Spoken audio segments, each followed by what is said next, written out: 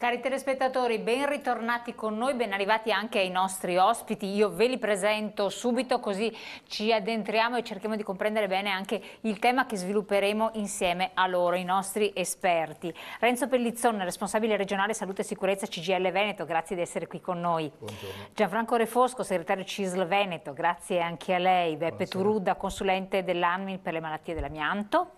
Stelio Bianchin, presidente provinciale Padova ANMIL, Associazione Nazionale Mutilati Invalidi, che dopo giustamente del lavoro, fanno l'osservazione chi è.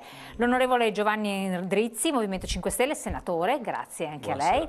Anna Zampieron, avvocato penalista. Buonasera. Allora, tema lavoro, più che altro il lavoro è un pericolo, allarme generale, perché ci sono stati dei dati che poi vedremo di confutare, di capire, di analizzare, eccetera, che purtroppo in modo abbastanza angosciante ci segnalano che gli incidenti, gli infortuni, le malattie anche professionali invalidanti e le morti sul lavoro sono in aumento. Anno 2018, sembra incredibile che lavorare possa essere dannoso per la salute, ma è un dato di fatto inconfutabile, incontrovertibile. Ma che cosa bisognerebbe ancora fare? Basta in qualche modo sensibilizzare i lavoratori a grande attenzione, a grande cautela, o c'è qualcos'altro a monte? Il datore di lavoro adotta tutte le cautele necessarie e il lavoratore è nelle condizioni anche contrattuali di poter fare certe osservazioni o non farle, e l'età, abbiamo delle riforme che sono state fatte che mettono in discussione anche questo, si va in pensione sempre più tardi,